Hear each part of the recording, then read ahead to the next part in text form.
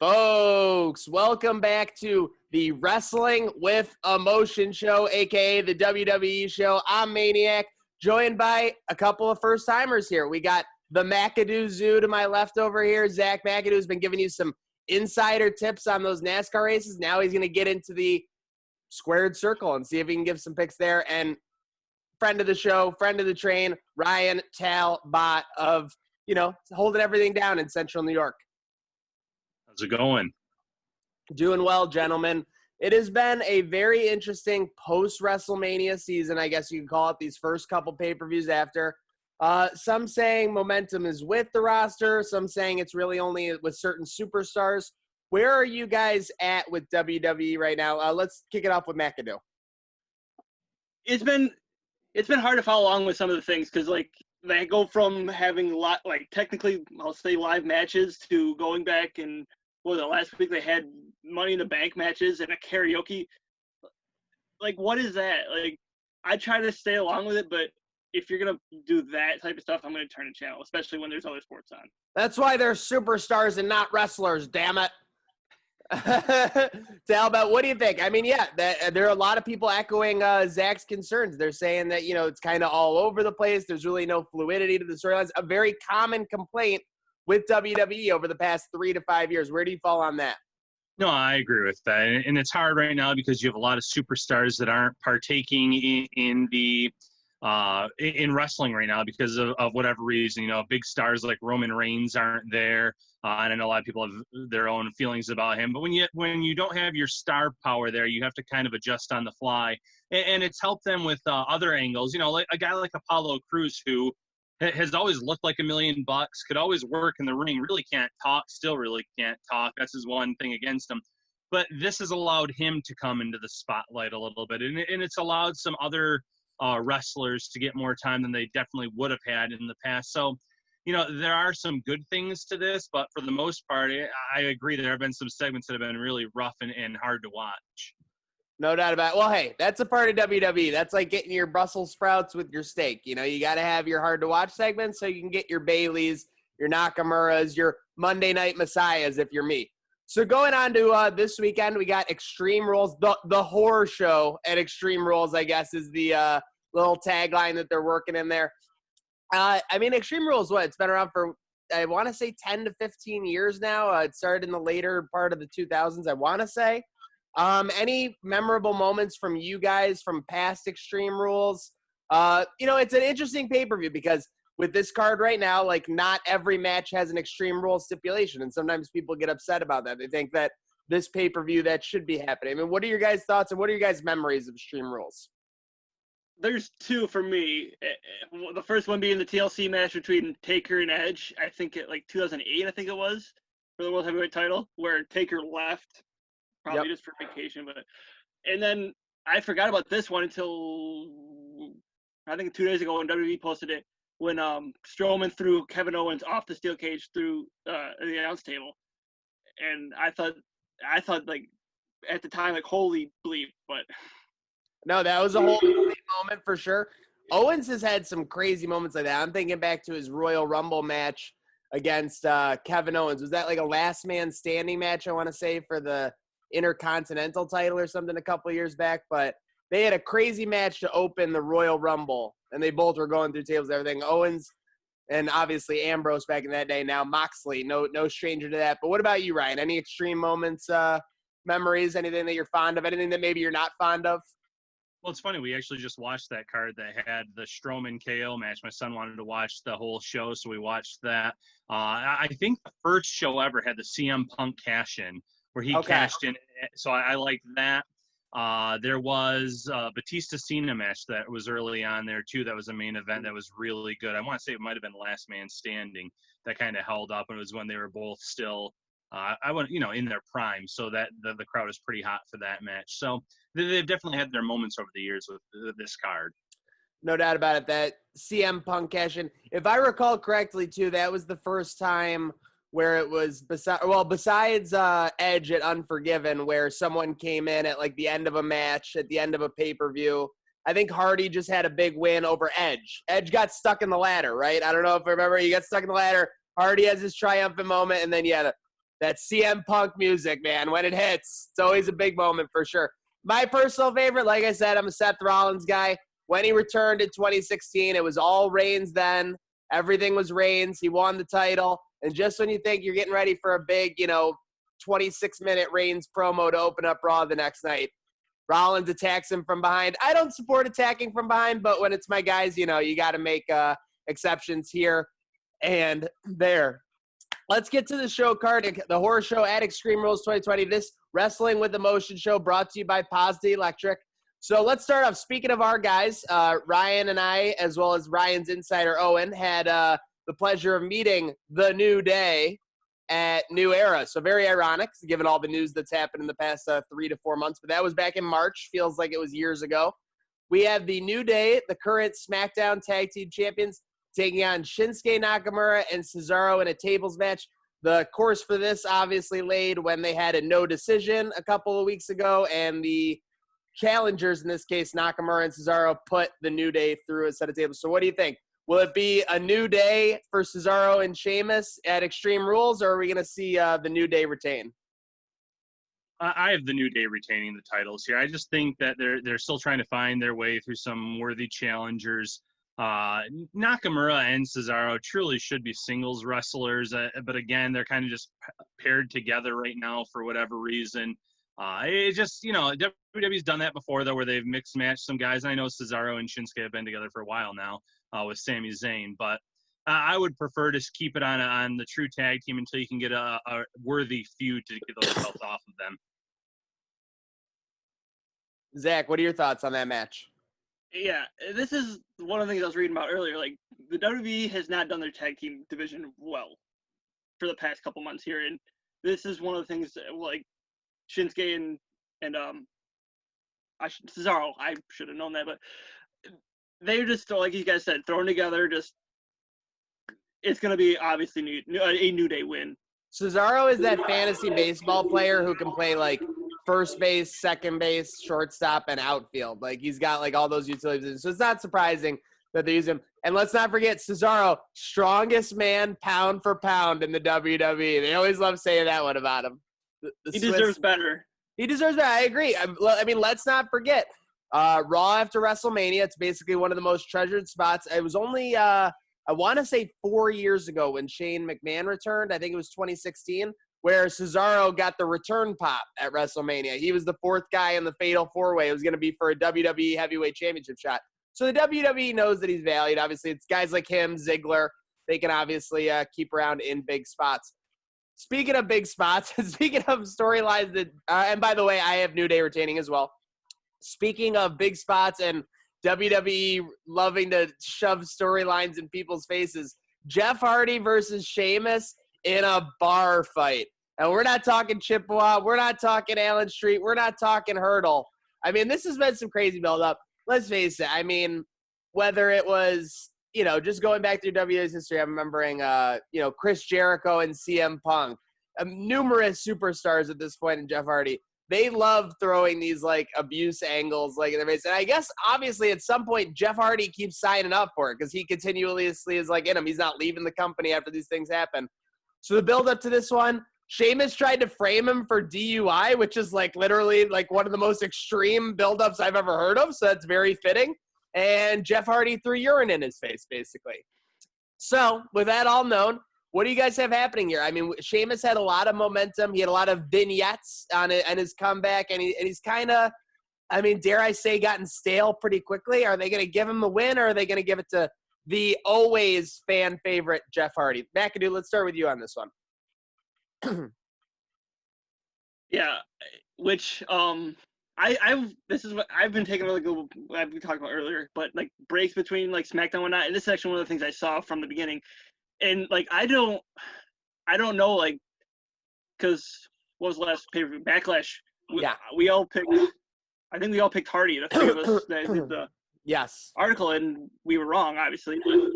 So I want to say Hardy gets the benefit here to even the score to let him go to SummerSlam, but after Backlash, I'm a little hesitant to actually pick him there. That's a fair point. Yeah, Hardy probably like minus 200, minus 250, about a touchdown favorite, I'd say, in this match, being the face in such a ridiculous storyline. But Talbot, how do you see this one peeling out here? Yeah, WWE does this all the time where they have these angles where you think that someone should end up winning it and being victorious. Like in this case, Hardy should end up being able to defeat Sheamus and all of the demons and all that. But for whatever reason, the WWE likes to swerve them. So I'm going to go with Sheamus here. And also, poor Elias. Elias was in that angle where he gets hit by Sheamus, and they've kind of like pushed him off to the side a little bit. But you're right. WWE has a history of this. They did it as far back as I can remember with Hawk from the Legion of Doom, where they had Droz push him off the Titantron. So they do have a history of taking these abuse angles and having the wrestlers actually portray them. So I'll go with Sheamus, I suppose, in a little bit of an upset. Not to sound ridiculous, but wasn't the one with Legion of Doom like he was actually acting like he was hammered out there? Like he was actually playing into it? I mean, that's ridiculous. I mean, let's put your superstars in a position to be successful and healthy, WWE. Moving on, we got Apollo Cruz versus MVP. So, by the way, I have Jeff Hardy winning and maybe a Sheamus beatdown after that match. I got to remember to put my picks in there, and I'll remember to do it this time. I'll kick off with Apollo Cruz versus MVP. MVP, thank you for coming back. We know you're great on the mic. WWE can always use people who are great on the mic. It doesn't matter what age they are. That's why they bring back people who are great on the mic all the time. Apollo Cruz loses this match. Any stock you've put into him from his build so far, from all the time you've put into him, completely gone. So basically, if you want to just torpedo whatever storyline you have going, sure, have MVP win. But if you want to keep building this Apollo Cruz thing, which for the first time since his debut has momentum, Apollo Cruz has to win this match and in a resounding way. What do you gents think? I'm gonna call my insider in on this one. Come on. All right, let's get him in. OT. We're going to OT. Wearing the New Day shirt. Okay. Right. Who do you have, Owen, in that match? MVP or Apollo Cruz? Apollo Cruz. And I agree with that. And like you said, all that momentum for Cruz. I think what happens is MVP loses. He goes back to that managerial role, and maybe it's Lashley that ends up taking the title down the road from Apollo Cruz. But like you said, right now, don't take that momentum away from a young superstar like Cruz. Let him continue his reign for the time being. Oh, and while we have you, I know your time is valuable here. Who's your least favorite wrestler on the current roster? Who do you hate the most about it? Whose music do you hear and you're just like, oh, no? Brock Lesnar. Oh, Brock Lesnar. Oh, look at that. Look at that. Not a company man, Brock Lesnar, and Owen knows it. McAdoo, who do you got in Cruz MVP? Cruz all day. How MVP even earned this is beyond me. Has MVP even won a match since he's returned? Seriously. I don't believe so. And I got to say, listen, I love WWE, and I'm still a WWE guy. But when I look at AEW and I see the singles and tag team rankings with the records, everything's a lot more transparent and seems to be in a more fair, equivocal universe over there. So something that definitely WWE could take a page out of. I'm not saying to put up records or anything like that, but just come on, give me gradual build of these superstars. Of course, MVP playing the heel role, so he gets the quick title shot, no doubt about it. So let's flip things up. So we got some of the main event matches coming up. Which one do you want to start with, Owen? Do we want to start with Asuka versus Sasha or Bayley versus Nikki Cross? Bayley versus Nikki Cross. Love it. So we got the people's role model, Bayley. Let's just say I don't think there's a hotter act in the WWE right now, guys. Quick thoughts on Bayley and Sasha and what they've been able to do across all three shows. Yeah, they've been some of the MVPs of the WWE right now. Kind of like what Charlotte was doing when she was on all three shows. But Bayley and Sasha are very entertaining on the mic. Yeah, I've actually really enjoyed this current Bayley heel run here with two belts going on, with the calling Undertaker her personal friend. A lot of the things, she's gotten a lot better on the microphone. And she's definitely adjusted into that heel role, because at first it was a little awkward, but now I think she's really adjusted to it, and I've really enjoyed it. And Sasha's just a star. Yep. McAdoo, thoughts on the two best friends making waves? Yeah, when Bayley first debuted this, I was like, okay, let's see where this goes, and then it just downhill when it started. But now that she's back with Sasha, it seems like they've worked on something, and it's worked for me at least. Sasha has definitely fueled the Bailey train. When she came out this initial run, it was a little out of place just because it was so not what we were used to seeing. But yeah, when you put Sasha next to her, it just made a little bit more sense. She had her best friend talk to her. And this storyline, by the way, it's all, let's face it, if you've ever seen WWE before, it's only a matter of time before these two are going to have to go head to head. You see constant shots where Sasha's holding Bailey's title and things like that, little weird signals. But let's start with Bailey versus Nikki Cross. Owen, I'm going to kick it to you.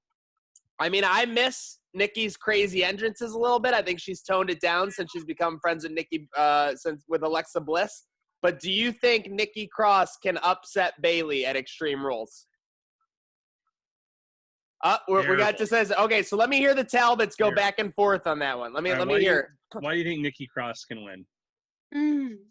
What do you like about Nikki Cross? Why do you think she can win? Come on. She has a lot of craziness. A lot of craziness in the ring, so she's going to be unorthodox. Okay. Exactly. And so, to be honest, that's like one of the strongest things you can be in WWE is unorthodox. Right. And I do love her gimmick. I love, recent SmackDown where she took the belt and she was like shaking outside of the ring with it. And even that Alexa Bliss thing has worked out really well with their relationship there to get her on the main show. But no, you got to keep that on Bailey until you have that feud with Sasha Banks. I don't know how long they're going to drag it out for, but, definitely Bailey in this instance. Okay, McAdoo, who you got? Bailey, Nikki Cross.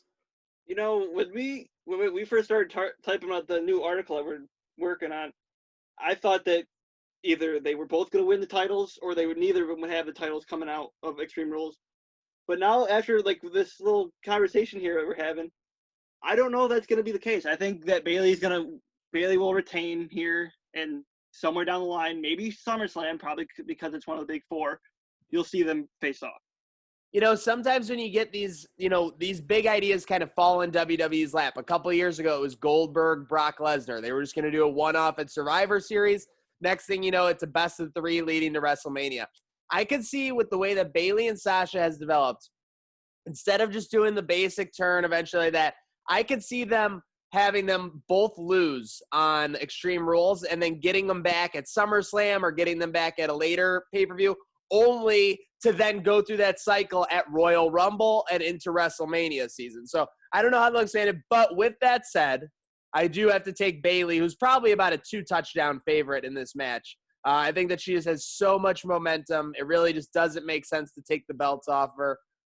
Maybe they'll have some kind of match next week where they lose like the tag titles or something, but I just do not see Bailey win this match. I'm sorry, OT. I hate to go against you on that one, but let's go to the next one. Oh my gosh, what just happened to McAdoo?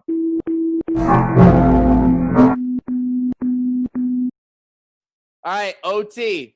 Owen TalBOT, we got the insider. We've paid him the big money, so we need some big picks. Asuka versus Sasha Banks. Who do we got there? Asuka. Okay, so Sasha Banks is not ready for Asuka, is what you're saying. Put her in the Asuka lock to win it then, or okay. Okay, I think that's a good pick, Ryan, before you get into it. I mean, I think that Asuka, just like Bailey, is on a rocket of momentum. Won the Money in the Bank pay-per-view.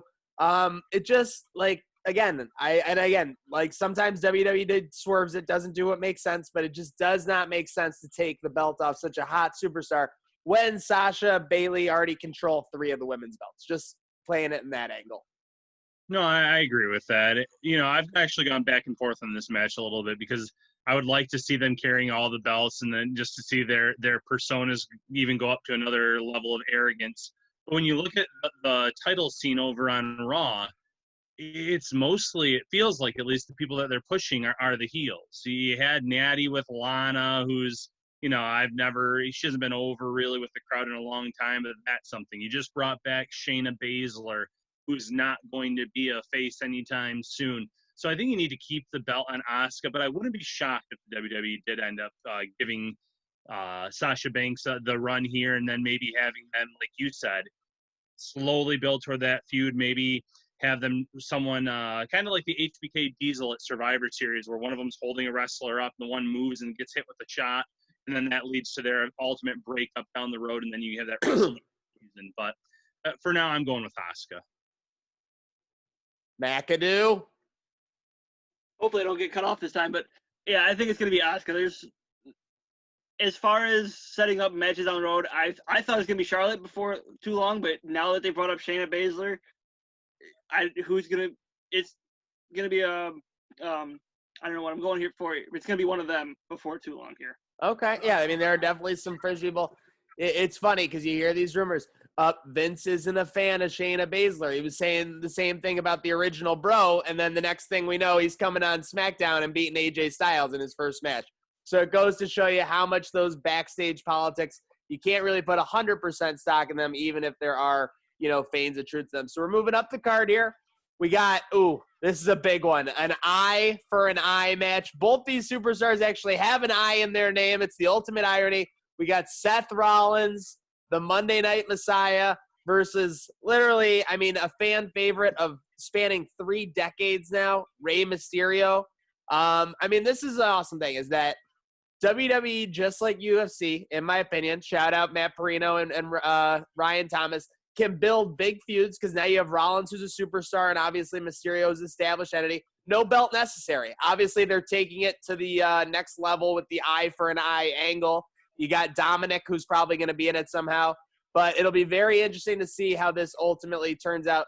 McAdoo, let's start with you on this one. How do you see Rollins, Mysterio, this eye for an eye match breaking down at Extreme Rules? It's tough because, how does this go? Because they said that the way to win the match is you have to rip your opponent's eyeball out, which wrestling is real. That's all I'm saying. You guys are all doubting it. You have Perino out there telling me UFC MMA is better. Sorry, buddy. I don't see any eye for eyes at UFC on Fight Island. But if they're gonna come back, how you're gonna have one guy like this the whole time? Eye patch. I guess, but honestly, I gotta go with my guy Seth Rollins. McAdoo, it's 2020. You're not gonna put it past them to have someone wear an eye patch for 6 weeks and then get some kind of ocular surgery where they get an eye put in. It worked for Thor in Infinity War. I guess you're right. It's sports entertainment.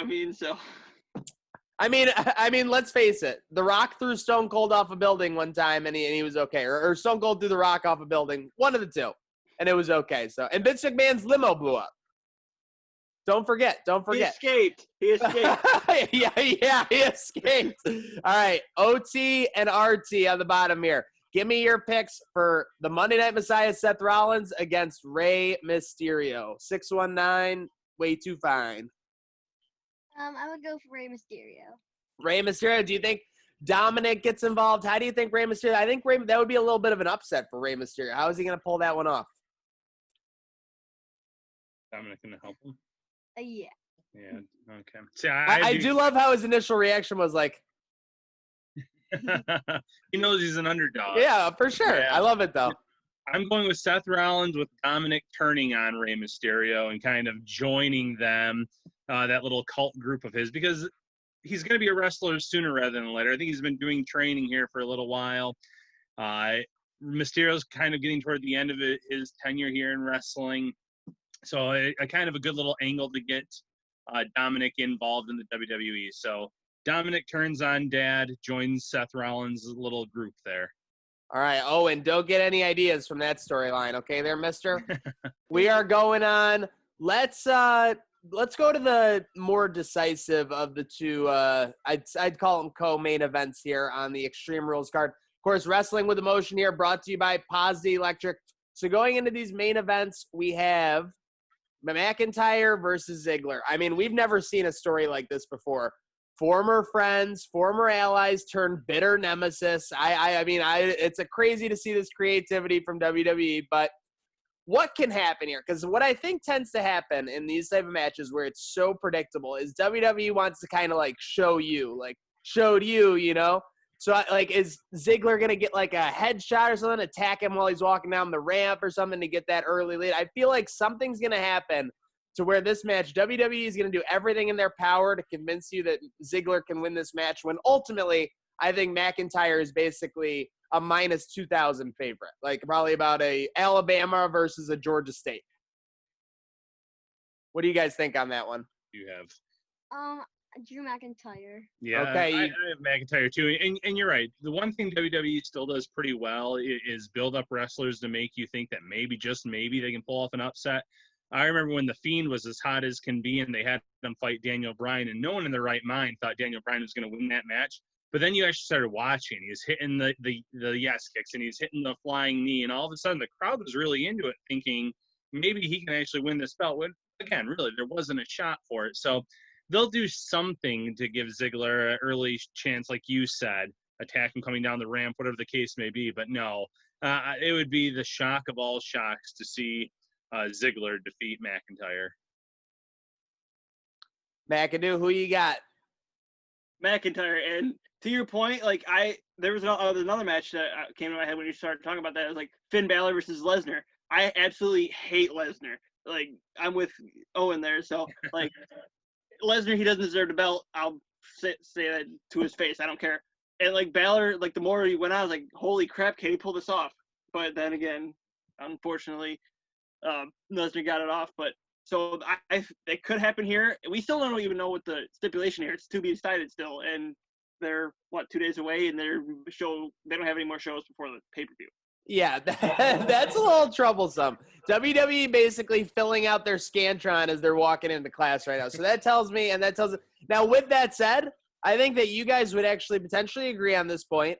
WWE tends to do their best work when they're filling out the Scantron walking to class. Like when someone has to drop out of an event at the last second, they turn it to AJ Styles, Finn Balor, like things like that. They're able to, they have a lot of pieces at their disposal. And yeah, I mean, maybe they even have a couple returns up their belt that they could pull off this match. Because let's face it, this is going to be a WWE Championship match. Odds are there's going to be some storyline coming out of it more than McIntyre Ziggler, in my opinion. But yes, I have McIntyre retaining in about a 10 to 15-minute match. I don't think you want McIntyre to look overwhelmed. He was getting F5'd like 2 months ago and kicking out at what? Like, what's Ziggler going to do? Hit him with like 5 super kicks? Like, it just can't happen. So, yeah, there would have to be some kind of angle to get that going. And as we're winding it down here, final match tonight most likely will be the main event, I think, barring McIntyre Ziggler in this spot. We have the Wyatt Swamp match. So Bray Wyatt is back to being Bray Wyatt, which is something I guess you have to say in WWE TV. We got Bray Wyatt against Braun Strowman. It's kind of like a homecoming match of sorts. And yeah, it's big enough to where WWE feels like they don't have to put the belt on the line. So you can kind of sneak ahead and look at what might be happening. Like, are there any other real contenders on SmackDown for the Universal title besides AJ Styles and Daniel Bryan right now? Be kind of hard pressed to argue. So could this be leading to something big down the line at SummerSlam? Let me get your guys' thoughts. Let's start with McAdoo. Wyatt Swamp match, Strowman, Wyatt. What do you see happening? And basically thoughts. I don't know what's gonna happen. What is a swap match? I mean, That's the best. That's the only feeling you can ask for as a WWE fan. I don't know what's gonna happen. If you watch the Taker thing, I forget which one it was, in which part it was, but they were all the writers were on the table like, what the hell is a graveyard match? And so like, I don't even think the writers know yet. Well, they should know because it's probably gonna be a taped match like graveyard match was. It is going to be a cinematic match confirmed. So that's going to be a pre-record. So, I mean, I think that's good for WWE. I think that WWE is being smart with that. And I also think that Vince McMahon couldn't wait to do another cinematic match after WrestleMania. The writers had to be like, no, we can't do one at the very next pay-per-view. Not the one after that. Okay, now we can do one. Well, the Money in the Bank was a cinematic match too. Oh, yeah, sorry. Pre-record. So. Correct. But I think, and what was it? One of my favorites there, Gargano and Ciampa. They were both. That was a cinematic match. Granted, it was for an hour because they had to fill NXT time, so I'll give it a pass. But they're going to the well way too many times with the cinematic matches, in my opinion. But I'm going to go Strowman here because I don't see Bray Wyatt. I don't see Bray Wyatt being the Fiend here. So, Owen, what do you think? Braun Strowman. Yeah, and I'm going to go with Braun Strowman as well. And I agree with McAdoo there. I think what's going to happen is you have Strowman win again. And then that leads to one more match between them, but this time it's The Fiend versus Braun Strowman. When it's The Fiend, it's a different story. We've seen how he's kind of invincible to a lot of pain, so minus spears from really old wrestlers. So, yeah, I have Strowman winning this one. Seriously, minus spears from very old wrestlers who don't wrestle at all, The Fiend is basically an unstoppable force. You took the words right out of my mouth, Ryan. I think that we're going to get a silly ending, whatever you want to call it, some kind of crazy ending where Strowman wins, but ultimately, like, vanquishing Bray Wyatt was what leads to the reemergence of The Fiend, the Firefly Funhouse, and everything like that. I think that when you beat Bray Wyatt, it unleashes The Fiend. I think that's kind of like a storyline that they're leading us down there. But that's it, folks. That is the horror show at Extreme Rules 2020 preview show here on Wrestling with Emotion. I want to shout out McAdoo, our guy, our insider, and special guest Ryan TalBOT, and super special guest of honor, Owen TalBOT. Thank you very much for joining us, gentlemen. Thank you. Stay tuned for TrainWreckSports.com. We'll have all the picks up there as well as future input on wrestling events across the board. And when we're looking for wrestling, doesn't matter whether it's UFC, wrestling, I think it's all about 3 words. Good fights now.